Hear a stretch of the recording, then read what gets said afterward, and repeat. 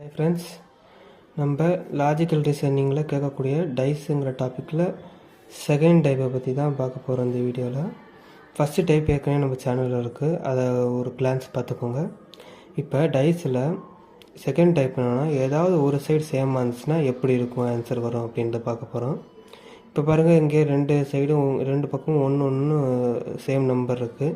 அப்படி ஒன்று same number இருந்துச்சுன்னா அடுத்து ரெண்டு சைடும் அதுக்கு ஆப்போசிட்டாக, இப்போ 3க்கு ஆப்போசிட் எடுத்துக்கிட்டிங்கன்னா அது 2 தான், 5க்கு ஆப்போசிட் அதுக்கு 6 தான். இப்போ சில சமயம் இப்படி கேட்டிருப்பாங்க, 1 3 5 இங்கே 1 இருக்கும். அப்போ நம்ம என்ன பண்ணணும், இந்த பொசிஷனுக்கு இங்கே கொண்டு வரணும் 1.